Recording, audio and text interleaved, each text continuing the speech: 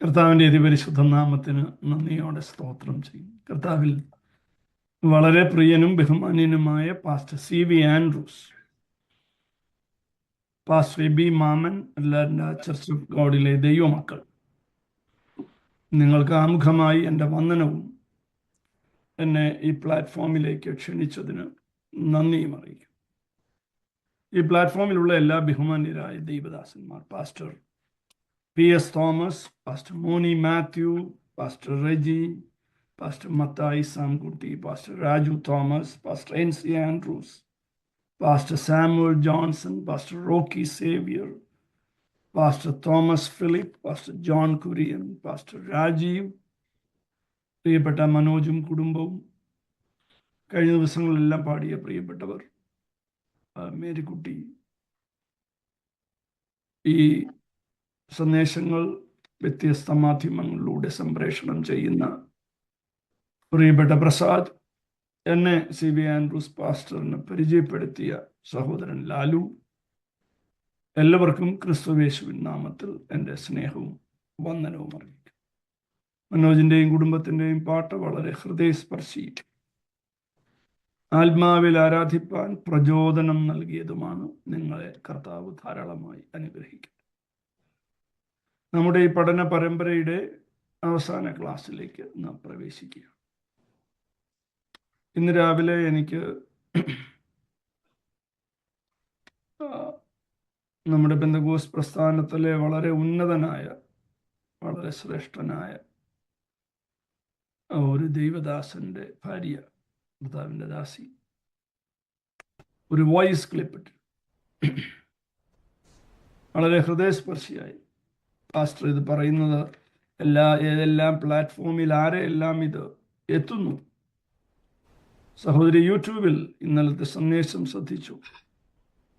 എന്നിട്ട് എന്നോട് പറഞ്ഞു, ഞങ്ങളും ചർച്ചിൽ പല ആളുകളെയും ശുശ്രൂഷയ്ക്ക് വിളിക്കാറുണ്ട്. പലരുടെയും ശുശ്രൂഷകൾ ഒരു പ്രയോജനവും ഇല്ലല്ലോ എന്ന് തോന്നിയിട്ടുണ്ട്. എന്നാൽ ഇന്നത്തെ ക്ലാസ്സിൽ ഒരു അനുഭവം പങ്കുവെച്ചപ്പോൾ മറ്റാർക്കെങ്കിലും ഇത് പ്രയോജനപ്പെടുന്നുണ്ടാകാം, നമുക്ക് മനസ്സിലാകാത്തതാണ് എന്ന് പറഞ്ഞപ്പോൾ അത് തനിക്ക് വലിയ തിരിച്ചറിവ് നൽകിയെന്നും ദൈവത്തോട് ക്ഷമ ചോദിച്ചെന്നും പറഞ്ഞ് എനിക്ക് ഒരു വോയിസ് ക്ലിപ്പിട്ട്. നമുക്കാരെയും അളക്കാൻ അവകാശമില്ല. നമുക്ക് കിട്ടിയ വെളിച്ചത്തിൽ ശുശ്രൂഷിപ്പാൻ കർത്താവ് കൃപ നൽകട്ടെ. പക്ഷേ 25 കൊല്ലം പ്രസംഗിച്ചത് തന്നെ ഇന്നും പ്രസംഗിക്കരുത്. 25 കൊല്ലം ക്രിസ്തുവിനെ കൂടുതൽ അറിഞ്ഞതിൻ്റെയും ക്രിസ്തുവിനോട് കൂടെ ചേർന്ന് നടന്നതിൻ്റെയും പ്രതിഫലനം നമ്മുടെ വചന ശുശ്രൂഷയിൽ ഉണ്ടായിരിക്കണം. 25 കൊല്ലത്തെ സബ്ജക്റ്റ് പ്രസംഗിക്കരുതെന്നല്ല പറഞ്ഞത്. അഡോണിറാം ജൂഡ്സൺ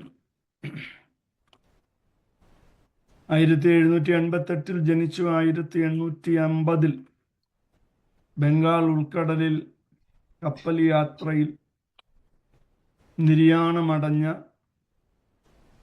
ബർമയിൽ 45 വർഷം കർത്തൃവേല ചെയ്ത അമേരിക്കൻ മിഷണറിയാണ്. അതിമഹാനായ ദൈവമനുഷ്യൻ. അദ്ദേഹത്തെക്കുറിച്ച് ജോൺ പൈപ്പർ വളരെ മനോഹരമായ ഒരു ബയോഗ്രഫി എഴുതി, വളരെ ചെറിയ അളവിൽ, 29 പേജ്. അഡോണിറാം ജൂഡ്സൺ 30 നീണ്ട വർഷങ്ങൾ അമേരിക്ക വിട്ട് ബർമയിൽ പാർത്തിട്ട് അമേരിക്കയിലേക്ക് ഒരു സന്ദർശനത്തിന് വന്നു. അപ്പോൾ തന്നെ കാണുവാൻ, തൻ്റെ സന്ദേശം കേൾക്കുവാൻ ഒത്തിരി ഇടങ്ങളിൽ നിന്നും ആളുകൾ വന്നുകൂടി. തൻ്റെ ശുശ്രൂഷയുടെ സമയമായപ്പോൾ താൻ എഴുന്നേറ്റ് 15 മിനിറ്റ് യേശു കർത്താവിൻ്റെ രക്തത്തിൻ്റെ മഹത്വത്തെക്കുറിച്ച് പ്രസംഗിച്ചു. തിരികെ തൻ്റെ പാർപ്പിടത്തിലേക്ക് യാത്ര ചെയ്യുമ്പോൾ തൻ്റെ സ്നേഹിതൻ പറഞ്ഞു, നിങ്ങളുടെ പ്രസംഗം കേൾക്കാൻ വന്ന എല്ലാവരെയും ഡിസപ്പോയിന്റ് ചെയ്തു. ജൂഡ്സൺ ചോദിച്ചു, ഞാൻ എന്താണ് അവരെ ഡിസപ്പോയിന്റ് ചെയ്തത്? അദ്ദേഹത്തിൻ്റെ സ്നേഹിതൻ പറഞ്ഞു, 30 ആണ്ട് ഈ രാജ്യം വിട്ട്, ഈ രാജ്യത്തിൻ്റെ സുഖ സൗകര്യങ്ങൾ വിട്ട് ബർമ്മയിൽ പോയി പാർത്ത വലിയ ദാരുണമായ ഒത്തിരി അനുഭവങ്ങൾ തനിക്കുണ്ടായി. തൻ്റെ ആദ്യ ഭാര്യ മരിച്ചു, തൻ്റെ ആദ്യ ഭാര്യയിലുണ്ടായ കുഞ്ഞുങ്ങൾ മരിച്ചു, തൻ്റെ 2ാം ഭാര്യ മരിച്ചു, അവരിൽ ജനിച്ച കുഞ്ഞുങ്ങൾ മരിച്ചു. അങ്ങനെ ഒത്തിരി ട്രാജിക് ഈവൻസിലാണ് ആ ദൈവമനുഷ്യൻ ബർമ്മയിൽ കർത്താവിൻ്റെ വേല ചെയ്തത്. ഇപ്പം ജൂഡ്സൺ ചോദിച്ചു, ഞാൻ എന്തായിരുന്നു പ്രസംഗിക്കേണ്ടിയിരുന്നത്? അവരെന്തായിരുന്നു എന്നിൽ നിന്ന് പ്രതീക്ഷിച്ചത്? സ്നേഹിതൻ പറഞ്ഞു, ബർമ്മയിൽ നിങ്ങൾ അനുഭവിച്ച ത്യാഗങ്ങളെക്കുറിച്ചും നിങ്ങൾ കർത്താവിന് വേണ്ടി കഷ്ടപ്പെട്ടതിനെയും കുറിച്ച് കേൾക്കാനാണ് അവരെല്ലാവരും വന്നുകൂടിയത്. ജൂൺസൺ ഒരു ചെറിയ മന്ദഹാസം ഇട്ടിട്ട് ഇങ്ങനെ പറഞ്ഞു, കാൽവരിയിലെ മഹാത്യാഗത്തിൻ്റെ മുൻപിൽ എൻ്റെ ത്യാഗങ്ങൾ എത്ര ചെറുതാണ്. കാൽവരിയിൽ അനുഭവിച്ച ദാരുണതയുടെ മുൻപിൽ എൻ്റെ കണ്ണുനീരുകൾ എത്ര ചെറുതാണ്. ഇന്ന് രാത്രി ഞാൻ ആമുഖത്തോടെ ആരംഭിക്കുന്നു. ക്രിസ്തുയേശുവിൻ്റെ ത്യാഗപൂർണമായ ജീവിതവും അന്ത്യവും, ആ രക്തത്തിൻ്റെ വില ഈ രാത്രിയിൽ ചിന്തിച്ച് നമ്മുടെ പരമ്പര അവസാനിപ്പിക്കുകയാണ്. ഒന്നിൽ ഞാൻ വളരെ തൃപ്തനാണ്. എനിക്ക് കിട്ടിയ ടെക്സ്റ്റുകൾ, വാട്സാപ്പ് മെസ്സേജുകൾ, നിരവധി പ്രിയപ്പെട്ടവർ, ഈ പ്ലാറ്റ്ഫോമിൽ എനിക്ക് പ്രിയരായ വളരെ പ്രിയരായ നിരവധി ആളുകളുണ്ട്. അതിൽ കർത്താവിനെ അക്ഷയമായി സ്നേഹിക്കുന്ന സഹോദരങ്ങളുണ്ട്. ജേക്കബ് മാർട്ടിൻ എന്നൊരു ബ്രദറുണ്ട്. കർത്താവിന് വേണ്ടി നിരവധി പാട്ടുകൾ എഴുതിയിട്ടുണ്ട്. ഈ ക്ലാസ്സുകൾ ഞങ്ങളെ കർത്താവിലേക്ക് കൂടുതൽ അടുപ്പിച്ചു. കർത്താവിൻ്റെ മഹത്വത്തെക്കുറിച്ച് കുറെ കൂടി ആഴമേറിയ ബോധ്യം ലഭിച്ചു എന്ന് നിരവധി പ്രിയപ്പെട്ടവർ എഴുതി. ഞാൻ നിങ്ങൾക്ക് എല്ലാവർക്കായിട്ടും കർത്താവിനെ സ്തുതിക്കും. നാം പഠിക്കാൻ പോവുകയാണ്. എല്ലാം പഠിപ്പിക്കാൻ ശ്രമിക്കാം ഞാൻ. യേശുക്രിസ്തുവിൻ്റെ രക്തത്തിൻ്റെ ശക്തിയുടെ ആധാരം എന്താണ്? What is the basis of the strength of Christ blood? ക്രിസ്തുവിൻ്റെ രക്തം എന്ന് പറയുമ്പോൾ മറക്കരുത്, ക്രിസ്തുവിൻ്റെ മരണത്തെ കൂടെയാണ് അത് പ്രതിനിധീകരിക്കുന്നത്. രക്തത്തെക്കുറിച്ച്, കർത്താവിൻ്റെ രക്തത്തെക്കുറിച്ച് പറയുമ്പോൾ നമ്മുടെ സമൂഹത്തിൽ, പ്രത്യേകിച്ച് പെന്തക്കോസ്ത് വിഭാഗത്തിൽ, വളരെ ശ്രദ്ധിച്ച് കേൾക്കണം, തെറ്റിദ്ധരിക്കാനിടയുണ്ട്. ക്രിസ്തുവിൻ്റെ രക്തത്തിൻ്റെ മഹത്വത്തെ വളരെ ലഘൂകരിച്ചിരിക്കുന്നു എന്ന് വളരെ ഖേദത്തോടെ ഞാൻ ഓർമ്മിപ്പിക്കാം. ഞാൻ അതിനൊരു ഉദാഹരണം പറഞ്ഞ് തുടരാം. ഒരിക്കൽ എനിക്ക് പ്രിയനായ ഒരു സഹോദരൻ ഒരു പുതിയ കാർ വാങ്ങി. എന്നിട്ട് എൻ്റെ വീട്ടിൽ കൊണ്ടുവന്നിട്ട് പറഞ്ഞു, പാസ്റ്ററെ, ഇതൊന്ന് പ്രാർത്ഥിച്ചു തരണം. ഞാൻ ആ വാഹനത്തിൽ കയറിയിരുന്നു. ഞാൻ സാധാരണ പ്രാർത്ഥിക്കുന്നത് പോലെ ആ വാഹനത്തെ അനുഗ്രഹിച്ച് പ്രാർത്ഥിച്ചു. പ്രാർത്ഥന കഴിഞ്ഞ് തിരിച്ച് എൻ്റെ വീട്ടിലേക്ക് കയറി അദ്ദേഹം ചായ കുടിക്കുമ്പോൾ അദ്ദേഹം ചോദിച്ചു, പാസ്റ്റർ എന്താ എൻ്റെ കാറിനെ യേശുവിൻ്റെ രക്തത്തിൽ പൊതിഞ്ഞ് പ്രാർത്ഥിക്കാതിരുന്നത്? ഇത് ഒത്തിരി പേര് ചെയ്യുന്ന ഒരു കാര്യമാണെന്ന് എനിക്കറിയാം. ഇത് തിരുവെഴുത്തിൽ ഇല്ലാത്തൊരു കാര്യമാണ്. ഒന്നുകൂടെ ഞാൻ ആവർത്തിക്കുന്നു. ഭൗതികമായ earthly ടെമ്പറൽ മെറ്റീരിയൽസിനെ ഒന്നിനെയും സംരക്ഷിക്കാനുള്ളതല്ല യേശു കർത്താവിൻ്റെ രക്തം. യേശു കർത്താവിൻ്റെ രക്തം രക്തത്തെ നാം തുച്ഛീകരിക്കരുത്. ഒരു കാറിനെ രക്തം കൊണ്ട് പൊതിഞ്ഞാൽ അത് എല്ലാ കാലത്തും സംരക്ഷിക്കപ്പെടണം. യേശുവിന്റെ രക്തത്തിന്റെ മഹത്വം അതാണ്. അത് എല്ലാ കാലത്തേക്കും ഉള്ളതാണ്. കുറെ കൂടി പറഞ്ഞ ഇറ്റ് ഈസ് യൂണിവേഴ്സൽ. വീട് രക്തം കൊണ്ട് പൊതിയുക, ഇത്തരം പ്രയോഗങ്ങളൊന്നും തിരുവെഴുത്തിന് ആധാരം അല്ല. ഒരു വാക്യം പോലും ഇത് സ്ഥാപിക്കാൻ തിരുവെഴുത്തിൽ നിന്ന് കണ്ടെത്താൻ സാധ്യമല്ല. ഞാൻ വളരെ ഉറപ്പിച്ചാണ് പറയുന്നത്. അപ്പോൾ നിങ്ങൾ പുറപ്പാട് പുസ്തകം പറയും, അത് ഞാൻ പിന്നാലെ പഠിപ്പിക്കാം. പുറപ്പാട് പുസ്തകത്തിൽ എന്താണ് പരിശുദ്ധാത്മാവ് പറഞ്ഞതെന്ന് വളരെ ഗൗരവമായി ഞാൻ ഇത് പറയുകയാണ്. നിങ്ങൾ അറിയാവുന്നവർക്കെല്ലാം ഇത് പറഞ്ഞു കൊടുക്കണം. ഇത് ഇങ്ങനെ പ്രാർത്ഥിക്കുന്നതും ഇങ്ങനത്തെ വാക്കുകൾ ഉപയോഗിക്കുന്നതും വികലമാണ്, പെരിഫറലാണ്. ദയവായി ഞാൻ ആദ്യ ക്ലാസ്സിൽ പറഞ്ഞതുപോലെ ഡോണ്ട് ബിലിറ്റിൽ അവർ ഗോഡ് എന്ന് പറഞ്ഞത് ഞാൻ ഒന്നുകൂടെ കയറി പറയാം. Don't belittle the great blood of our lord. കർത്താവിൻ്റെ രക്തത്തെ തുച്ഛീകരിക്കരുത്. നാം നമ്മുടെ പാഠത്തിലേക്ക് പ്രവേശിക്കുന്നു. യേശുവിൻ്റെ രക്തത്തിൻ്റെ ശക്തിയുടെ ആധാരം എന്ത്? ഒന്ന്, യേശു ദൈവത്താൽ അയക്കപ്പെട്ടവനായതുകൊണ്ട് യേശുവിൻ്റെ രക്തത്തിന് ശക്തിയുണ്ട്. വാക്യം, എല്ലാ വാക്യങ്ങളും വായിക്കാൻ ഇന്ന് സമയമില്ല. യോഹന്നാൻ 13:20 ശ്രദ്ധിക്കുക. എന്നെ കൈക്കൊള്ളുന്നവൻ എന്നെ അയച്ചവനെ കൈക്കൊള്ളുന്നു. കുറച്ചുകൂടെ നന്നായി ഇംഗ്ലീഷിൽ പറഞ്ഞാൽ Jesus was divinely appointed by God. Jesus was divinely send by God. ദൈവത്തിന് സ്തോത്രം. രണ്ടാമത്തെ പാഠം, യേശുവിൻ്റെ രക്തത്തിൻ്റെ ശക്തിയുടെ രണ്ടാമത്തെ ആധാരം, യേശുവിൻ്റെ രക്തം പരിശുദ്ധമായിരുന്നു. കാരണം അവിടുന്ന് പാപരഹിതനായിരുന്നു. He was spotless. ബാക്കി നിങ്ങൾക്കറിയാം. 1 പത്രോസ് 1:19 ക്രിസ്തു എന്ന നിർദോഷവും നിഷ്കളങ്കവുമായ കുഞ്ഞാടിൻ്റെ വിലയേറിയ രക്തം. ഞാൻ ഒന്നുകൂടെ പറഞ്ഞോട്ടെ. ഈ കാറിനെയും വീടിനെയൊക്കെ രക്തം കൊണ്ട് പൊതിഞ്ഞ് ഞാനും പണ്ട് പ്രാർത്ഥിച്ചിട്ടുണ്ട്. ദൈവാത്മാവ് എന്നെ വചനത്തിൽ നിന്നുള്ള ബോധ്യം തന്നപ്പോൾ എൻ്റെ തെറ്റ് ഞാൻ തിരുത്തിയതാണ്.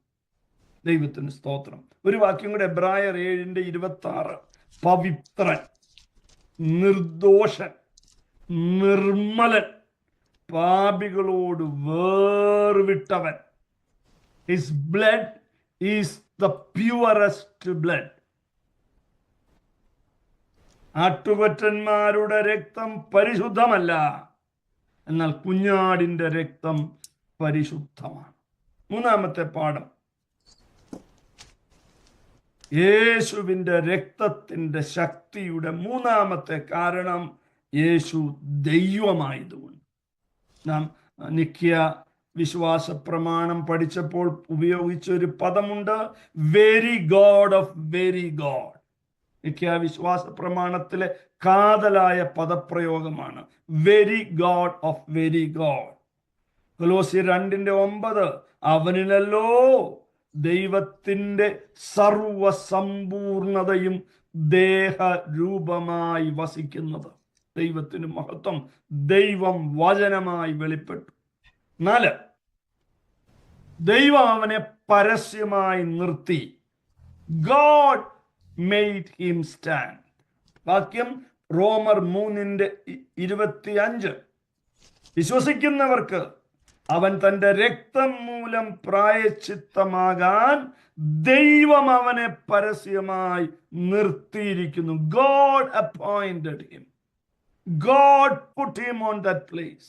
തന്നെത്താൻ കയറി നിന്നല്ല, പിതാവായ ദൈവം നിർത്തിയതാണ്. റോമർ 3:25 താഴോട്ട് വായിക്കുമ്പോൾ ഗൗരവമായ പാഠങ്ങളുണ്ട്. ദൈവം നീതിയുള്ള ന്യായാധിപതിയാണെന്ന് ബോധ്യപ്പെടുത്താനാണ് സ്വന്തം പുത്രനെ പ്രായശ്ചിത്തമാക്കാൻ ദൈവത്തിന് മനസ്സായത്. ഞാൻ നിങ്ങളെ ഏതോ ഒരു ക്ലാസ്സിൽ ഓർമ്മിപ്പിച്ചു, ന്യായാധിപതി തന്റെ ന്യായാസനത്തിൽ നിന്നിറങ്ങി വന്ന് പ്രതി നിൽക്കുന്ന പ്രതിക്കൂട്ടിൽ പ്രവേശിച്ച് പ്രതിക്കു പകരം ശിക്ഷയേറ്റതാണ് നസ്രയൻ. ദൈവത്തിന് സ്തോത്രം. 5, യേശുവിന്റെ യാഗത്തെ പരിശുദ്ധാത്മാവ് സാക്ഷീകരിച്ചു. Holy spirit testified it. ഇതൊക്കെ ഗംഭീര വാക്യങ്ങളാണ്. എബ്രായർ 10:15 അത് പരിശുദ്ധാത്മാവും നമുക്ക് സാക്ഷീകരിക്കുന്നു. Holy spirit sealed his sacrifice. ദൈവത്തിന് മഹത്വം. 6ാമത്തെ പാഠം ശ്രദ്ധിക്കണം. ഈ പാഠം, എല്ലാ പാഠവും ശ്രദ്ധിക്കണം. യേശുവിന്റെ രക്തം നമ്മെ പൂർണ്ണമായി രക്ഷിക്കുന്നതാണ്. എബ്രായർ 7:25 അവസാനിപ്പിക്കുന്നത് ഇങ്ങനെയാണ്: അവരെ പൂർണ്ണമായി രക്ഷിപ്പാൻ. ആ പദമൊക്കെ 2-3 പ്രാവശ്യം അടിവരയിടണം. അവരെ പൂർണ്ണമായി രക്ഷിപ്പാൻ അവൻ പ്രാപ്തനാണ്. താൽക്കാലികമായിട്ടല്ല, പാർഷ്യലായിട്ടല്ല. He delivers us, he saves us completely. പൂർണ്ണമായി രക്ഷിക്കുന്നു. 6 പാഠങ്ങൾ പറഞ്ഞു. അല്പം വേഗത്തിൽ പോകുന്നത് ഇത് ഇന്ന് പഠിപ്പിച്ച് അവസാനിപ്പിക്കണം എന്ന് നിർബന്ധമുള്ളതുകൊണ്ട് 7ാമത്തതും ഏറ്റവും പ്രധാനപ്പെട്ടതുമായ പാഠം, യേശുവിന്റെ പ്രായശ്ചിത്ത മരണം ദൈവം സ്വീകരിച്ചുവെന്ന് എങ്ങനെയാണ് ഉറപ്പാക്കുന്നത്? ദൈവം ഇത് അംഗീകരിച്ചെന്ന് എങ്ങനെയാണ് ഉറപ്പാക്കുന്നത്? ലളിതമാണ് ഉത്തരം. യേശുവിനെ പിതാവ് ഉയർപ്പിച്ചത്, ഈ യാഗം പിതാവ് അംഗീകരിച്ചു എന്നതിൻ്റെ പരസ്യ വിളംബരമാണ്. വാക്യം എബ്രായർ 10:12 യേശുവോ പാപങ്ങൾക്ക് വേണ്ടി ഏകയാഗം കഴിച്ചിട്ട് എന്നേക്കും ദൈവത്തിന്റെ വലത്തു ഭാഗത്തിരുന്നു. God has accepted the sacrifice. ശ്രദ്ധിക്കുക, ഇത് വെറും കെട്ടുകഥകളുടെ ഒരു വിളംബരമല്ല. Very logically presented sacrifice. ദൈവത്തെ സ്തുതിക്കുന്നു. 7 പാഠങ്ങൾ പറഞ്ഞ് അവസാനിപ്പിക്കുന്നു. ഇത് വേണമെങ്കിൽ വീണ്ടും ധാരാളമായി നമുക്ക് പഠിക്കാവുന്നു. അടുത്തത് നാം നമ്മുടെ പ്രധാന പാഠത്തിലേക്ക് പ്രവേശിക്കുന്നു. എന്താണ് യേശുവിൻ്റെ രക്തത്തിൻ്റെ ശക്തി? നാം ഇവിടെ പഠിച്ചത് യേശുവിൻ്റെ രക്തത്തിൻ്റെ ശക്തിയുടെ ആധാരമാണ്. ഇനി എന്താണ് യേശുവിൻ്റെ രക്തത്തിൻ്റെ ശക്തി? ഞാൻ ഇതിന് 13 പാഠങ്ങൾ എടുത്തിട്ടുണ്ട്. 13 പാഠങ്ങൾ ഞാൻ അവസാനിപ്പിച്ചതാണ്. ദൈവത്തിന് സ്തോത്രം. ശ്രദ്ധിച്ചിരിക്കുക, ദയവായി കുറിച്ചെടുക്കുക, മറ്റുള്ളവർക്ക് പറഞ്ഞു കൊടുക്കുക. ഈ ആദ്യം ഞാൻ പറഞ്ഞത് നിങ്ങളുടെ ഹൃദയത്തിൽ എഴുതി സൂക്ഷിക്കണം. ഒരു ഭൗതിക വസ്തുവും സംരക്ഷിക്കാനല്ല ആ മഹായാഗം നടന്നത്. ഒരിക്കലും അത് മറക്കരുത്. കർത്താവിൻ്റെ യാഗത്തെ ചെറുതാക്കരുത്. 1, യേശുവിൻ്റെ രക്തം നമുക്ക് എല്ലാവർക്കും അറിയാവുന്ന സകല പാപവും പോക്കി നമ്മെ ശുദ്ധീകരിക്കുന്നു. ഈ ശുദ്ധീകരണം എന്ന വാക്കിന് പല പ്രയോഗങ്ങളുണ്ട്. നാം പിന്നാലെ പഠിക്കും. ഇവിടെ എഴുതേണ്ടത് ഹി ക്ലീൻസസ്, ശുദ്ധീകരിക്കുന്നു, വൃത്തിയാക്കുന്നു, അഴുക്ക് മാറ്റുന്നു, കറ മാറ്റുന്നു, പാടുമാറ്റുന്നു എന്നാണ് അർത്ഥം. ശ്രദ്ധിക്കുക, every sin that I commit makes a mark on my soul. ഞാൻ ചെയ്യുന്ന എല്ലാ പാപങ്ങളും എൻ്റെ ദേഹിയിൽ ഒരു കറ ഒരു പാട് സൃഷ്ടിക്കുന്നു. വാക്യം അറിയാമല്ലോ, ഇതിൻ്റെ ആധാരം 1 യോഹന്നാൻ 1:7 എല്ലാവർക്കും അറിയാം. പക്ഷേ ആ വാക്യത്തിൻ്റെ 2ാം ഭാഗം മാത്രമാണ് നാം ചിന്തിച്ചു പോകുന്നത്. അത് ശരിയല്ല. അങ്ങനെ ചിന്തിച്ചാൽ ആ പഠനം പൂർത്തിയാകത്തില്ല. മേരിക്കുട്ടി വായിക്കാമോ? 1 യോഹന്നാൻ 1:7 വാക്യം. അവൻ വെളിച്ചത്തിൽ ഇരിക്കുന്നത് പോലെ നാം വെളിച്ചത്തിൽ നടക്കുന്നുവെങ്കിൽ നമുക്ക് തമ്മിൽ കൂട്ടായ്മയുണ്ട്. ഒരു സെമികോളൻ ഇട്ടിട്ടാണ് അടുത്ത വാക്ക് പറയുന്നത്. അവന്റെ പുത്രനായ യേശുവിന്റെ ഒരു മിനിറ്റ് സഹോദരി, അവിടെ ഫുൾ സ്റ്റോപ്പ് അല്ല, അവിടെ ഒരു സെമികോളൻ ഇട്ട് യോഹന്നാൻ അപ്പോസ്തലൻ പറയുകയാണ്, അവന്റെ പുത്രനായ യേശു ക്രിസ്തുവിന്റെ രക്തം സകല പാപവും പോക്കി നമ്മെ ശുദ്ധീകരിക്കുന്നു. എന്ത് വൃത്തികേടും കാണിച്ചിട്ട് യേശുവിന്റെ രക്തം ശുദ്ധീകരിക്കുന്നു എന്ന് പറഞ്ഞാൽ നടക്കത്തില്ല. വെളിച്ചത്തിൽ നടക്കുന്നവന്റെ പാപത്തെയാണ് യേശു കർത്താവ് ശുദ്ധീകരിക്കുന്നത്. വളരെ ശ്രദ്ധയോടെ കേൾക്കണം. വെളിച്ചത്തിൽ നടക്കണം, അഥവാ ക്രിസ്തുവേശുവിൽ നടക്കണം. ക്രിസ്തുവേശുവിൽ നടക്കുന്നവന്റെ പാപത്തെ അവിടുന്ന് ശുദ്ധീകരിക്കും. 2, ഞാനിത് പഠിക്കുന്തോറും എൻ്റെ അകത്തങ്ങ് ആവേശം വർദ്ധിക്കുകയായിരുന്നു. പിശാചിനെ ജയിക്കാൻ കുഞ്ഞാടിന്റെ രക്തം നമ്മെ സഹായിക്കും. രക്തത്താൽ ജയം. വെളിപ്പാട് 12:11. അവർ അവനെ അവിടെയും ഒരു പാഠമുണ്ട് കേട്ടോ. അവർ അവനെ കുഞ്ഞാടിന്റെ രക്തം ഹേതുവായിട്ടും തങ്ങളുടെ സാക്ഷ്യവചന ഹേതുവായിട്ടും ജയിച്ചു. അപ്പൊ വെറുതെ കുഞ്ഞാടിന്റെ രക്തവുമായിട്ട് മാത്രം പിശാചിന്റെ അടുത്ത് എന്ന പിശാച് പറയും, എനിക്ക് നിന്നെ അറിയാം. ഓർക്കുന്നില്ലേ ഭൂതം പറഞ്ഞത്? എനിക്ക് പൗലോസിനെ അറിയാം, നിങ്ങളാരാ?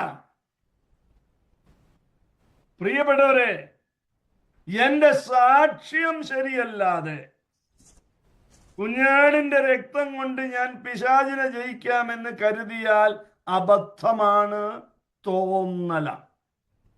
സാക്ഷ്യം എന്ന് പറഞ്ഞാൽ പള്ളി ഞായറാഴ്ച പറയുന്ന വാക്കിന്റെ കാര്യമല്ല. Life, your life, my life. ജീവിതത്തിലെ വിശുദ്ധി നഷ്ടപ്പെട്ട ഒരാൾക്ക് കുഞ്ഞാടിന്റെ രക്തം കൊണ്ട് പിശാചിനെ ജയിക്കാം എന്ന് തെറ്റിദ്ധരിക്കരുത്. അതുകൊണ്ടാണ് പരിശുദ്ധാത്മാവ് അത് ചേർത്തെഴുതിയിരിക്കുന്നത്. അതിലൊന്ന് മാത്രം കടമെടുക്കരുത്.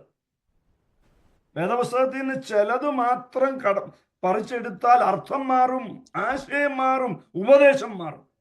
അവർ അവനെ കുഞ്ഞാടിന്റെ രക്തം ഹേതുവായിട്ടും അവരുടെ സാക്ഷ്യവചനം ഹേതുവായിട്ടും ജയിച്ചു. 3, പിതാവിനോട് നിരപ്പ് നൽകിയത് കുഞ്ഞാടിന്റെ രക്തമാണ്. ഇതൊക്കെ നമുക്ക് ദീർഘമായി വിസ്തരിക്കേണ്ട കാര്യങ്ങളാണ്. വളരെ വേഗത്തിൽ പറഞ്ഞു പോകുന്നു. Reconciled us with God.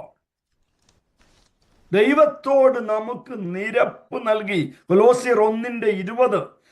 അവൻ ക്രൂശിൽ ചൊരിഞ്ഞ രക്തം കൊണ്ട് അവൻ മുഖാന്തരം സമാധാനമുണ്ടാക്കി.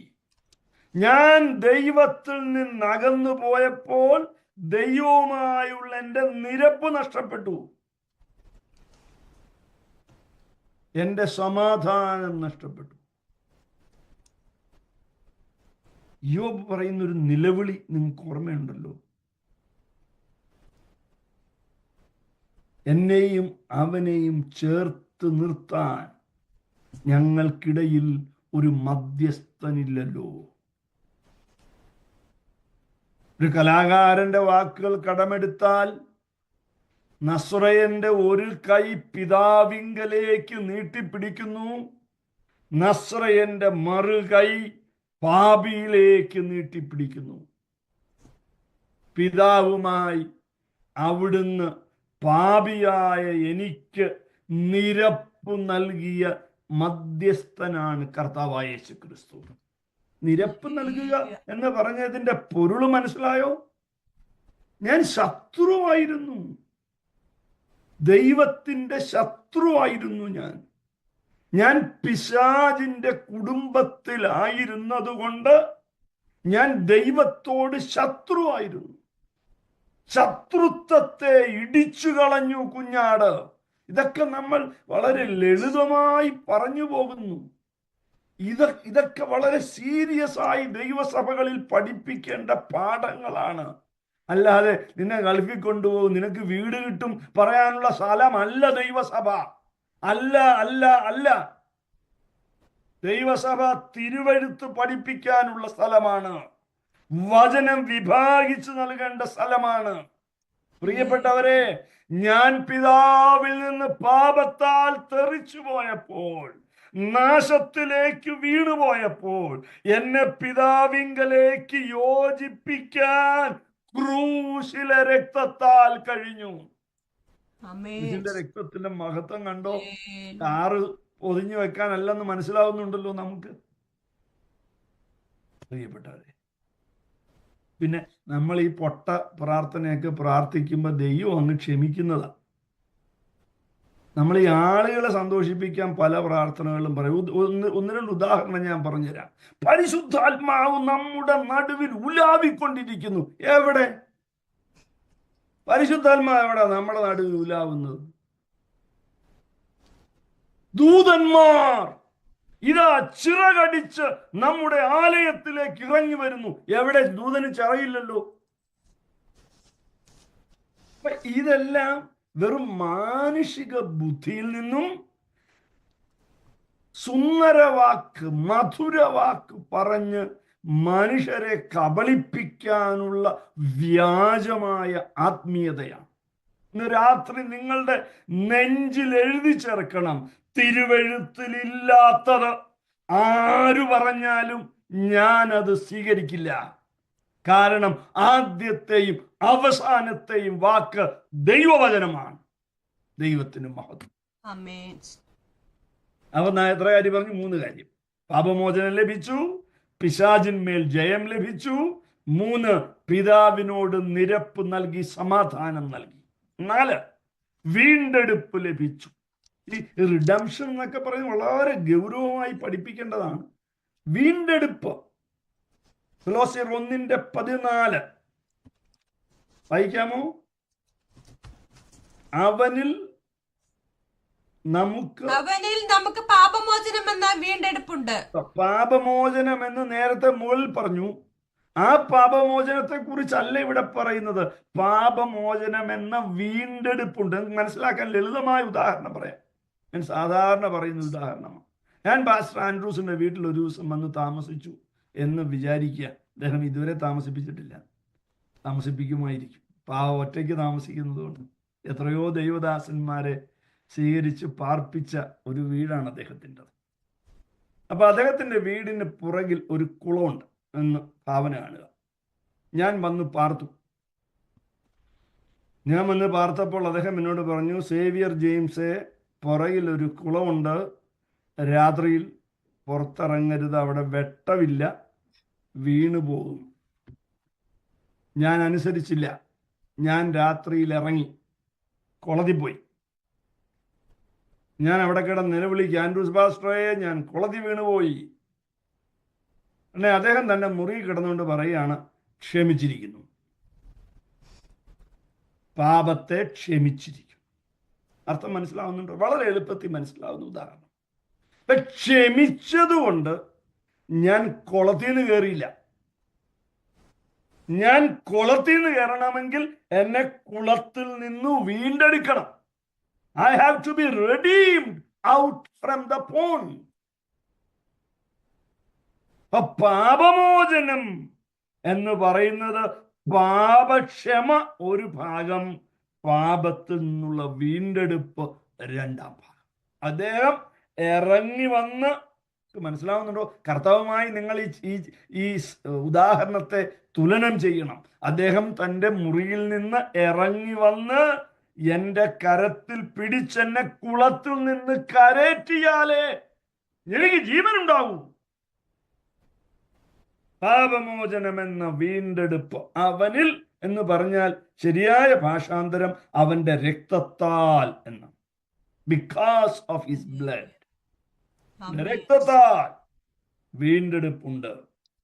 ഇനിയുമുണ്ട് എഫേസ്യർ 1:7 അതിക്രമങ്ങളുടെ മോചനം എന്ന വീണ്ടെടുപ്പുണ്ട്. അതിക്രമവും പാപവും രണ്ടും രണ്ടാണ്. വിശദീകരിക്കാനൊന്നും സമയമില്ല. അതിക്രമം എന്ന് പറഞ്ഞാൽ അതിക്രമിക്കുക, വളരെ സിമ്പിൾ. അതിക്രമിച്ച് കടക്കരുത് ബോർഡ് വെച്ചിട്ടുണ്ട് എന്ന് പറഞ്ഞാൽ ദൈവം നിശ്ചയിച്ച ഒരു ലിമിറ്റിൽ നിന്ന് പുറത്തു പോവുക, അതാണ് അതിക്രമം. പാപം എന്ന് പറയുന്നത് it is missing the mark. അമാർത്തിയ എന്ന പദമാണ് ഉപയോഗിക്കുന്നത്. അതൊന്നും നമുക്ക് വിവരിച്ചു പോകാൻ സമയമില്ല, സങ്കടമുണ്ട് വിവരിക്കാൻ കഴിയാത്തത്. 5-ാമത്തെ പാഠം, പാപത്തിന്റെ ക്ഷമയ്ക്കായി കുഞ്ഞാടിന്റെ രക്തം സംസാരിക്കുന്നു. അതൊരു വളരെ ഗൗരവമായ പാഠമാണ്. ലളിതമായി മനസ്സിലാക്കിയാൽ, വീണ്ടും ജനനത്തിലൂടെ എൻ്റെ മുൻകാല പാപങ്ങൾ ക്ഷമിക്കുകയും എനിക്ക് വിമോചനം ലഭിക്കുകയും ചെയ്തു. വിമോചനം എന്നത് നമുക്ക് പിന്നാലെ പഠിക്കാം, അതിന് മറ്റൊരർത്ഥമുണ്ട്. മോചനവും വിമോചനവും രണ്ടും രണ്ടാണ്. ശ്രദ്ധിക്കുക, ഇവിടെ പറയുന്നത് പാപക്ഷമയ്ക്കായി സംസാരിക്കുന്ന രക്തം എന്ന് പറഞ്ഞാൽ എൻ്റെ വീണ്ടും ജനനാനന്തരം, after I am born again, ഞാൻ പാപം ചെയ്തു പോകും. യോഹന്നാൻ അപ്പോസ്തലൻ പറയും, നിങ്ങൾ പാപമില്ല എന്ന് പറയുന്നവൻ കള്ളം പറയും. അതിനുവേണ്ടി കുഞ്ഞാടിന്റെ രക്തം സംസാരിക്കുന്നു. വേദപുസ്തകത്തിലെ അതിശ്രേഷ്ഠമായൊരു വാക്യമാണ് എബ്രായർ 12:24. പുതുനിയമത്തിന്റെ മധ്യസ്ഥനായ യേശുവിനും ഹാബേലിന്റെ രക്തത്താൽ ഗുണകരമായി സംസാരിക്കുന്ന. ഒന്ന് വിശദീകരിക്കട്ടെ. എന്താണ് ഹാബേലിന്റെ രക്തം സംസാരിക്കുന്നത്?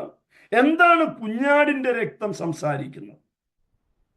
എന്താണ് ഇത് തമ്മിലുള്ള അന്തരം? എന്താണ്? ന്യൂ ലിവിംഗ് ട്രാൻസ്ലേഷൻ ഇതിനെ ഭാഷാന്തരം ചെയ്തിട്ടുണ്ട് എളുപ്പത്തിൽ മനസ്സിലാകാൻ.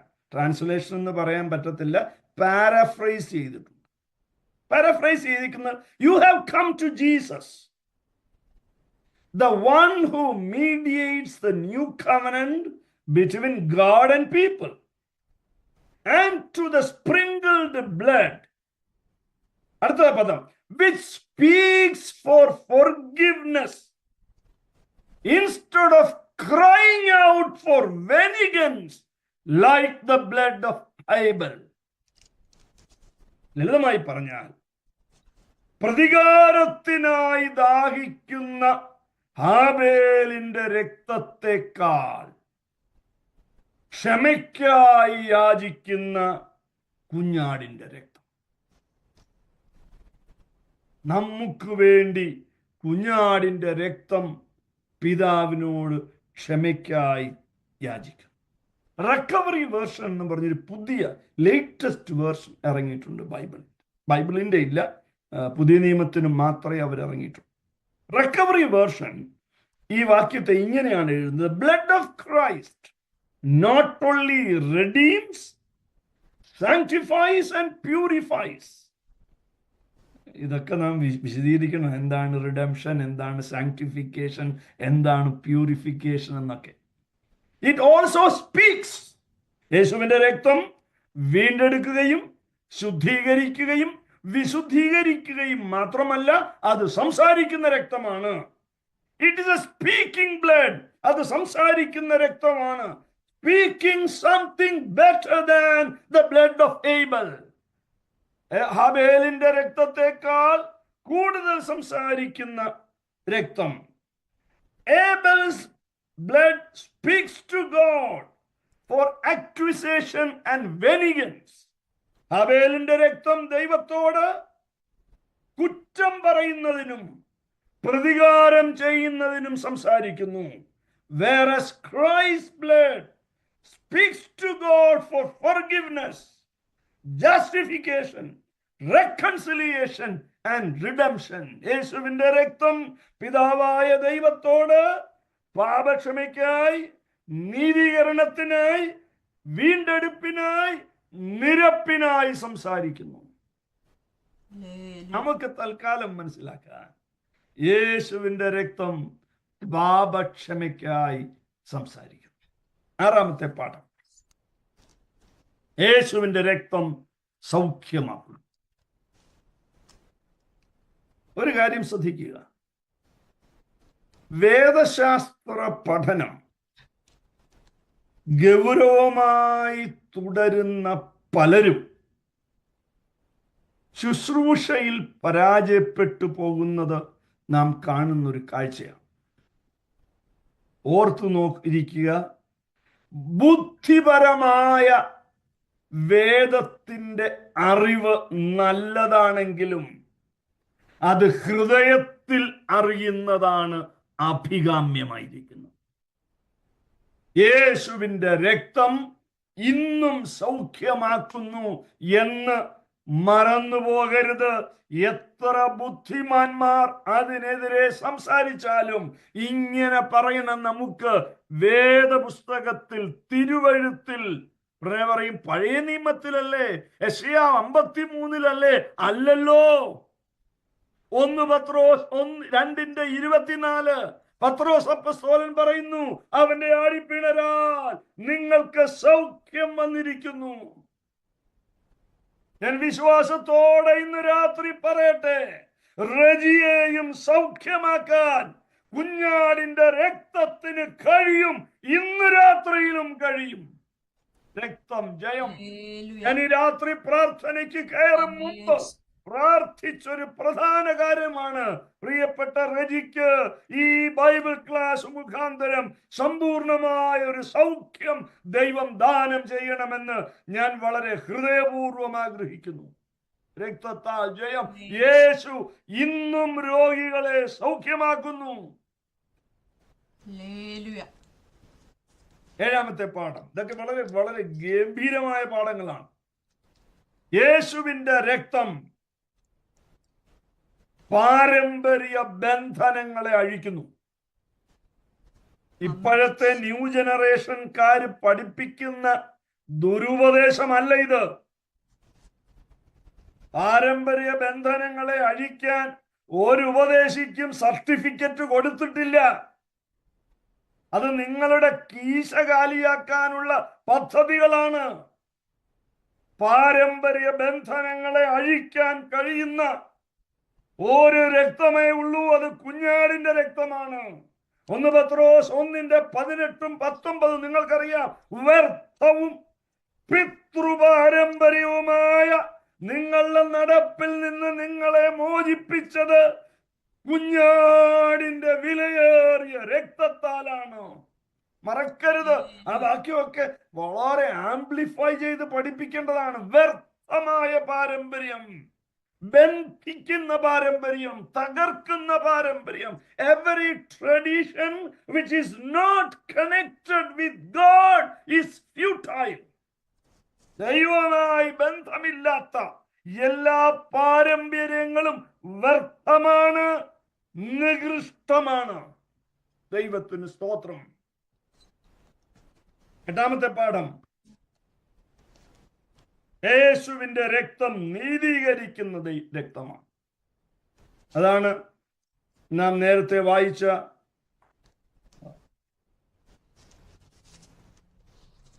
ഏത് ഭാഷാന്തരമായിരുന്നു, ഞാൻ മറന്നുപോയി, റിക്കവറി വേർഷൻ ഉപയോഗിച്ചത്. യേശുവിന്റെ രക്തം നീതീകരിക്കുന്നു, ജസ്റ്റിഫൈ ചെയ്യും. റോമർ 5:9 അവന്റെ രക്തത്താൽ നീതീകരിക്കപ്പെട്ട ശേഷമോ നാം അവനാൽ എത്ര അധികമായി കോപത്തിൽ നിന്ന് രക്ഷിക്കപ്പെടും. We are justified by his blood. അവന്റെ രക്തമാണ് നമ്മെ നീതീകരിക്കുക എന്ന വാക്കൊക്കെ രാജു തോമസ് ഒക്കെ നല്ല ഭംഗിയായിട്ട് ഇത് പഠിപ്പിക്കും. നീതീകരണം, തേജസ്കരണം ഒക്കെ ജസ്റ്റിഫൈ ചെയ്യും എന്ന് പറഞ്ഞാൽ എന്താണ്? എന്റെ കയ്യിലുള്ള കുറ്റം കുറ്റമാണെങ്കിലും ആ കുറ്റത്തിൽ നിന്ന് എന്നെ, കുറ്റത്തിന്റെ ശിക്ഷയിൽ നിന്ന് എന്നെ വിമോചിപ്പിക്കും. I am justified out of it. ഞാൻ ഇങ്ങനൊരു കാര്യം ചെയ്തിട്ടില്ല എന്നാക്കി തീർക്കും കുഞ്ഞാടിന്റെ രക്തം. നമ്മൾ പിന്നാലെ പഠിക്കും. ദ ഗിൽട്ട് ഫീലിംഗ് എന്ന് പറയുന്നത് ഭീകരമായ ഒരു കാര്യമാണ്. ആ ഗിൽറ്റ് ഫീലിംഗിൽ നിന്ന് സ്വതന്ത്രനാക്കാൻ, ഒരു മനുഷ്യനെ സ്വതന്ത്രനാക്കാൻ കുഞ്ഞാടിന്റെ രക്തത്തിനു മാത്രമേ കഴിയൂ. അടുത്തത്, രക്തത്താൽ നീതീകരിക്കപ്പെട്ടു എന്നതിന് 2 വാക്യങ്ങൾ റോമർ 5:9 എടുക്കാം, റോമർ 3:25, 26 എടുക്കാം. 9-ാമത്തെ പാഠം, യേശുവിന്റെ രക്തം ജീവൻ പകരുന്നു. രക്തത്തിലാണ് ജീവൻ എന്ന് ലേവ്യ പുസ്തകത്തിൽ നാം വായിക്കും. വാക്യം, നിങ്ങൾ മനുഷ്യപുത്രന്റെ മാംസം തിന്നാതെയും. വാക്യം യോഹന്നാൻ 6:53, നിങ്ങൾ മനുഷ്യപുത്രന്റെ മാംസം തിന്നാതെയും അവന്റെ രക്തം കുടിക്കാതെയും ഇരുന്നാൽ നിങ്ങൾക്ക് ഉള്ളിൽ ജീവൻ ഇല്ല. യേശുവിന്റെ രക്തം ജീവൻ നൽകുന്നു. ഈ ജീവൻ നൽകുന്നു എന്ന് പറയുമ്പോൾ അതിന്റെ അർത്ഥം ഗൗരവമായി മനസ്സിലാക്കണം. ഇവിടെ എനിക്ക് ജീവനില്ലേ? ആ ജീവനെ കുറിച്ചല്ല ഈ പറയുന്നത്. പാപത്താൽ മൃതമായി പോയ എൻ്റെ ആത്മാവ്, പൗലോസ് പറയുന്നത്, അതിക്രമങ്ങളാലും പാപങ്ങളാലും മരിച്ചവരായിരുന്ന നാം. എൻ്റെ ആത്മാവ് മൃതമായിരുന്നു, മരിച്ചതായിരുന്നു. ഈ മരിച്ച ആത്മാവിന് ദൈവ വിഷയങ്ങൾ ഉൾക്കൊള്ളാൻ കഴിയുകയില്ല, ഗ്രഹിക്കാൻ കഴിയുകയില്ല. അതുകൊണ്ടാണ് വലിയ തിയോളജി പഠിച്ച റോമൻ പണ്ഡിതന്മാർ, കാത്തലിക് പണ്ഡിതന്മാർക്ക് ഈ സത്യം ഗ്രഹിക്കാൻ കഴിയാത്തത്. അവരുടെ ആത്മാവ് ജീവൻ പ്രാപിച്ചില്ല, അവർ വീണ്ടും ജനനം പ്രാപിച്ചിട്ടില്ല. എല്ലാവരുടെയും കാര്യമല്ല, പൊതുവിൽ പറഞ്ഞത്. 10-ാമത്തെ പാഠം, യേശുവിന്റെ രക്തം നമ്മെ പിതാവിനോട് സമീപസ്ഥരാക്കി. brought us near to Father.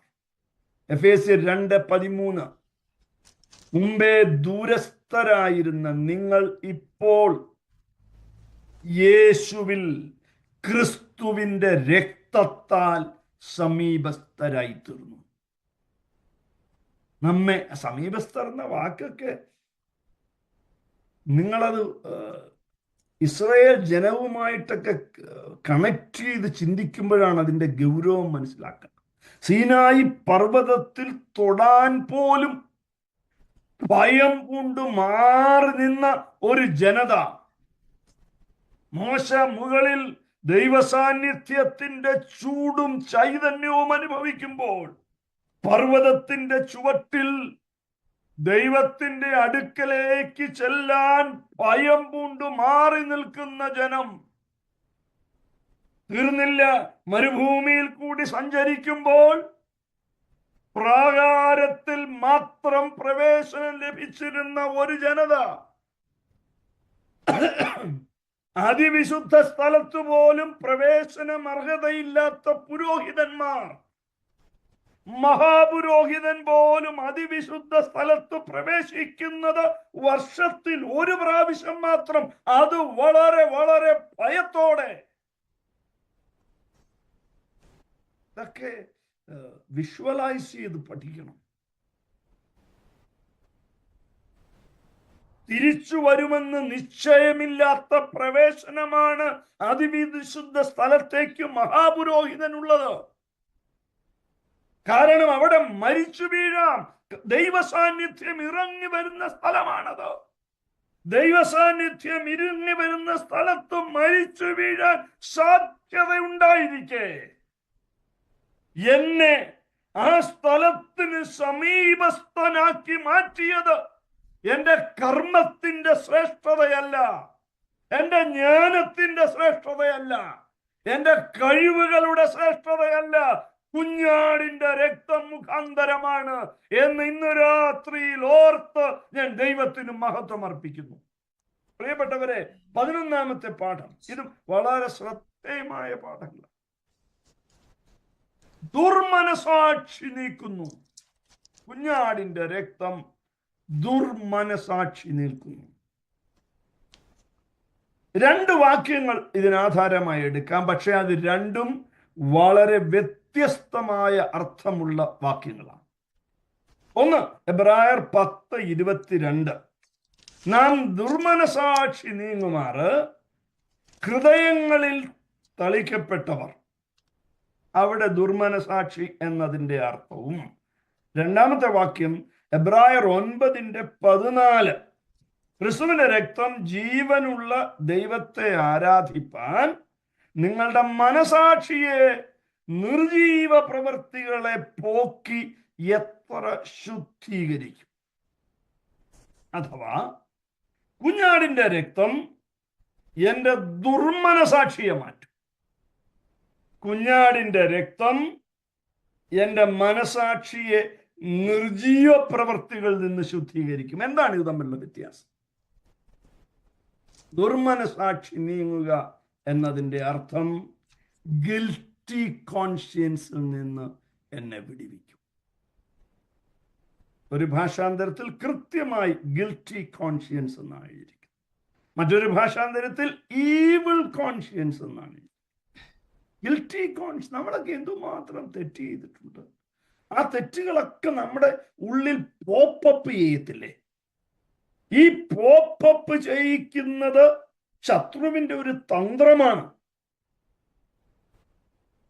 രാപ്പകൽ അപവാദം പറയുന്ന അപവാദിയാണ് പിശാച്. ഈ ദുർമനസാക്ഷി മാറ്റാൻ മെഡിക്കൽ സയൻസിന്റെ ഒരു മരുന്നിനും സാധ്യമല്ല. പ്രിയപ്പെട്ടവരെ, ഗിൽറ്റ് കോൺഷ്യൻസ് എന്ന് പറയുന്നത് മനോരോഗങ്ങളെക്കാൾ ഭീകരമാണ്. ആ ഭീകരമായ ഗിൽറ്റ് കോൺഷ്യൻസിൽ നിന്നും നമ്മെ സ്വതന്ത്രനാക്കാൻ നസ്രയന്റെ രക്തത്തിന് കഴിയും. രണ്ടാമത്തേത്, മനസാക്ഷിയെ നിർജീവ പ്രവൃത്തികളെ പോക്കി ശുദ്ധീകരിക്കുക. എന്താ അതിന്റെ അർത്ഥം? Clean your conscience from dead works. നാം ചെയ്യുന്ന പ്രവൃത്തിയെ രണ്ടായി തിരിക്കാം. ലൈവ് വർക്ക്സ്, ജീവനുള്ള പ്രവൃത്തി. രണ്ട്, നിർജീവമായ പ്രവൃത്തി. ഈ നിർജീവ പ്രവൃത്തി നമ്മുടെ മനസാക്ഷിക്ക് ഭാരമായി വരും, ഹെവിയായി നമ്മുടെ ഉള്ളിൽ വരും. പാപത്തെ കുറിച്ചല്ല പറയുന്നത് ഇവിടെ, ഡെഡ് വർക്ക്സ്. ആ ഡെഡ് വർക്ക്സിൽ നിന്നും എന്നെ സ്വതന്ത്രനാക്കാൻ കുഞ്ഞാടിന്റെ രക്തത്തിന് കഴിയും. 3 പാഠങ്ങൾ കൂടെ പറഞ്ഞ് ഞാൻ അവസാനിപ്പിക്കും. 11ാമത്തെ പാഠം, 2 പാഠങ്ങൾ കൂടെ പറഞ്ഞ് അവസാനിപ്പിക്കും. കുഞ്ഞാടിന്റെ രക്തം എനിക്ക് ധൈര്യം നൽകും. എബ്രായർ 10:20, തൻ്റെ രക്തത്താൽ വിശുദ്ധ മന്ദിരത്തിലേക്കുള്ള പ്രവേശനത്തിന് ധൈര്യം. ഞാൻ അല്പം മുമ്പ് ഓർപ്പിച്ചല്ലോ, വിശുദ്ധ മന്ദിരത്തിലേക്ക് പ്രവേശിക്കാൻ പുരോഹിതന്മാർക്ക് കഴിയും. എന്നാൽ അതിവിശുദ്ധ സ്ഥലത്തേക്ക് പ്രവേശിക്കാൻ മഹാപുരോഹിതന് മാത്രം വർഷത്തിൽ ഒരിക്കൽ കഴിയുമെങ്കിലും അയാൾ ഭയചകിതനായിട്ടാണ് പ്രവേശിക്കുന്നത്. എന്നാൽ ഒരു ദൈവ പൈതലിന് ദൈവസാന്നിധ്യമാകുന്ന അതിവിശുദ്ധ സ്ഥലത്തേക്ക് പ്രവേശിക്കാൻ ധൈര്യം സമ്പാദിക്കുന്നത്. ഇംഗ്ലീഷ് ഭാഷാന്തരത്തിൽ പല പദങ്ങൾ ഉപയോഗിച്ചിട്ടുണ്ട്. Boldness, confidence, courage. Amplified Bible ഉപയോഗിച്ചിരിക്കുന്നത് കോൺഫിഡൻസ്. എനിക്കത് ഇഷ്ടപ്പെട്ടു, അതുകൊണ്ട് ഞാൻ എഴുതി വെച്ചത്. Confidence and full freedom. അതിവിശുദ്ധ സ്ഥലത്തേക്ക് കയറി ചെല്ലാനുള്ള ധൈര്യവും സ്വാതന്ത്ര്യവും എനിക്ക് ലഭിച്ചു. ദൈവത്തെ പിതാവേ എന്ന് പറഞ്ഞ് ചെന്ന് വീഴാൻ, ധൈര്യപൂർവം എൻ്റെ പിതാവേ എന്ന് വിളിക്കാൻ ഉള്ള ഭാഗ്യം ലഭിച്ചത് ആ വാക്ക് നമ്മൾ പഠിച്ചത് കൊണ്ടല്ല, കുഞ്ഞാടിന്റെ രക്തം കൊണ്ടാണ്. ഹല്ലേലൂയ. അവസാനത്തെ പാഠം,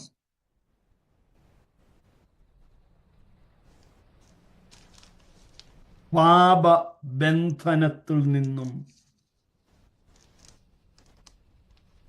യേശുവിന്റെ രക്തം നമ്മെ സ്വതന്ത്രനാക്കും. പാപമോചനം, പാപബന്ധനം, പാപത്തിന്റെ ബന്ധനം വളരെ ഗൗരവമായ പാഠം. വെളിപ്പാട് 1:6 നമ്മെ സ്നേഹിക്കുന്നവനും നമ്മുടെ പാപം പോക്കി നമ്മെ തന്റെ രക്തത്താൽ വിടുവിച്ചു. ഇംഗ്ലീഷ് വേദപുസ്തകത്തിൽ അത് വെളിപ്പാട് 1:5 കിടക്കുന്നത്.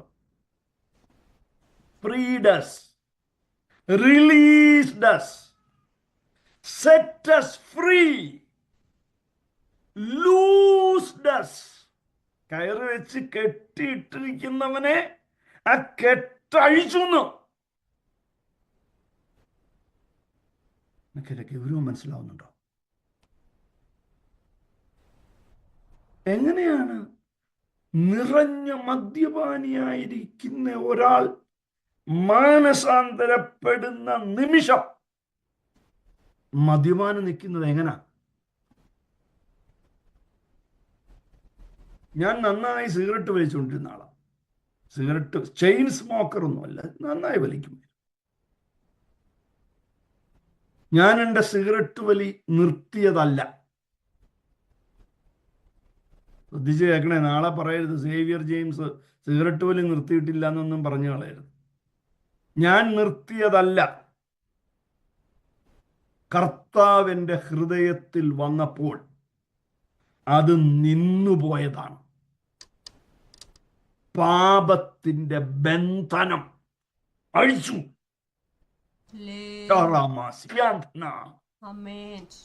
എത്ര ഭീകരമായ അഡിക്ഷനായാലും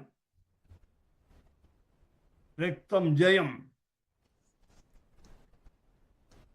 എന്നെ മംഗലാപുരത്ത് നിന്നൊരു ചെറുപ്പക്കാരൻ വിളിക്കുമായിരുന്നു. മെഡിക്കൽ സ്കൂൾ വിദ്യാർത്ഥിയാണ്. അവൻ ജപ്പാനിൽ നിന്നിറങ്ങുന്ന ഒരു ഓൺലൈൻ കഥ എന്താന്ന് എനിക്ക് ഇപ്പോഴും മനസ്സിലായിട്ടില്ല. അതിൻ്റെ അഡിക്റ്റാണ്. നേരം പുലരുവോളം ആ ഓൺലൈൻ കഥകൾ അവൻ വായിച്ചുകൊണ്ടിരിക്കും. ക്ലാസ്സിൽ പോകത്തില്ല. അത് വായിച്ചില്ലെങ്കിൽ അവന് വെപ്രാളമാണ്. 4-5 വർഷം, എത്ര വർഷം എനിക്കറിയില്ല, 5 കൊല്ലം കൊണ്ട് തീരേണ്ട മെഡിക്കൽ വിദ്യാഭ്യാസം 8-9 വർഷമായിട്ട് തീർന്നിട്ടില്ല. എൻ്റെ മാതാവ് കരഞ്ഞുകൊണ്ട് എന്നെ വിളിച്ചു. അവൻ എന്നോട് പറഞ്ഞു, പാസ്റ്ററെ, ഇത് ശരിയല്ലെന്ന് എനിക്കറിയാം, പക്ഷെ എനിക്ക് പറ്റുന്നില്ല. ഇന്നവൻ ആ ബന്ധനത്തിൽ നിന്ന് മോചിതനാണ്. ഞാൻ പറയുന്നത് വളരെ സീരിയസ് ആയിട്ട് എടുക്കണം. എത്ര പഴകിയ, എത്ര തകർത്തു കളഞ്ഞ അഡിക്ഷൻ ആയാലും മാറ്റാൻ കുഞ്ഞാടിന്റെ രക്തത്തിന് കഴിയുമെന്ന് തിരുവെഴുത്താണ് പറയുന്നത്. ഈ പുസ്തകം കളവില്ലാത്ത സത്യവേദ പുസ്തകമാണ്. പ്രിയപ്പെട്ടവരെ, ഞാൻ എൻ്റെ വാക്കുകൾ അവസാനിപ്പിക്കുമ്പോൾ പുറപ്പാട് പുസ്തകത്തിലെ ആ വാക്യം ഉദ്ധരിക്കാതെ ഈ സന്ദേശം പൂർത്തീകരിക്കാൻ കഴിയില്ല. പുറപ്പാട് 12:13 നിങ്ങൾ പാർക്കുന്ന വീടുകളിൽ രക്തമടയാളമായിരിക്കും. ഞാൻ രക്തം കാണുമ്പോൾ നിങ്ങളെ ഒഴിഞ്ഞ് കടന്നുപോകും, ഞാൻ കടന്നുപോകും. അർത്ഥം, യഹോവയായ ദൈവം മിസ്രൈമിലെ തെരുവീതികളിലൂടെ നടകൊള്ളുകയാണ്. മിസ്രൈമിലെ തെരുവീതികളിലൂടെ യഹോവയായ ദൈവം നടകൊള്ളുമ്പോൾ വീടിന്റെ മുൻപിൽ വിലയേറിയ രത്നങ്ങൾ കെട്ടിത്തൂക്കിയാലും, വീടിന് മുൻപിൽ തന്റെ ഏറ്റവും വിലയേറിയ സമ്പാദ്യം കെട്ടിത്തൂക്കിയാലും മരണദൂതന്റെ പിടിയിൽ നിന്ന് വിടുവിക്കപ്പെടാൻ കഴിയില്ല. ഒരു പാരമ്പര്യത്തിനും ഒരാചാരത്തിനും മരണദൂതന്റെ പിടിയിൽ നിന്ന് വിടുവിക്കാൻ കഴിയാതിരിക്കുമ്പോൾ കുഞ്ഞാടിന്റെ രക്തം പതിക്കപ്പെട്ടവൻ സ്വതന്ത്രനായി കഴിയും. ഹല്ലേലൂയ. ഈ രാത്രിയിലും നിത്യ മരണത്തിൽ നിന്നും നമ്മെ സ്വതന്ത്രരാക്കിയ കാൽവരിയിലെ വിലയേറിയ രക്തത്തിന്റെ മുൻപിൽ നമുക്ക് വണങ്ങാം. ഇതാണ് മിസ്രയീമിലെ രക്തത്തിന്റെ പാടിന്റെ അടയാളം. അല്ലാതെ നമ്മുടെ കേരളത്തിലെ വീട് രക്തം കൊണ്ട് സംരക്ഷിക്കപ്പെടില്ല. അത് കുറെ കാലം കഴിയുമ്പോ ഇടിഞ്ഞു വീഴും. അതെന്തോ രക്തം എന്ന് പറഞ്ഞ് പ്രാർത്ഥിച്ചാലും അത് ഇടിഞ്ഞു വീഴും. പക്ഷെ ഇടിഞ്ഞു വീഴാത്ത, തകർന്നു പോകാത്ത എറ്റേണലായ ഒരാത്മാവെന്റെയും നിങ്ങളുടെയും ഉള്ളിലുണ്ട്. അതിൽ കുഞ്ഞാടിന്റെ രക്തം തളിക്കപ്പെട്ടെങ്കിൽ, ആ ലേഖനത്തിലെ പദം ഉദ്ധരിച്ചാൽ, ഹൃദയത്തിൽ രക്തം തളിക്കപ്പെട്ടിട്ടുണ്ടെങ്കിൽ മരണദൂതന്റെ വരവിൽ ഞാൻ നഷ്ടപ്പെട്ടു പോകത്തില്ല. ഞാൻ നിത്യതയുടെ ഓഹരിക്കാരനായി തീരും. ഞാൻ എന്റെ സന്ദേശം അവസാനിപ്പിക്കട്ടെ.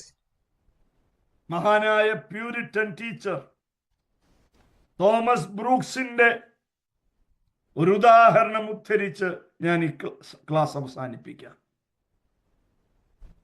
ഒരു ഭർത്താവ് തന്റെ പ്രിയപ്പെട്ട ഭാര്യയ്ക്ക് സമ്മാനമായി വിലയേറിയ രത്നത്തിന്റെ ഒരു മാല വാങ്ങിക്കൊടുത്തു. തനിക്ക് ഭാര്യയോടുള്ള സ്നേഹത്തിന്റെ അടയാളമായിട്ടാണ് ആ മാല വാങ്ങിക്കൊടുത്തത്.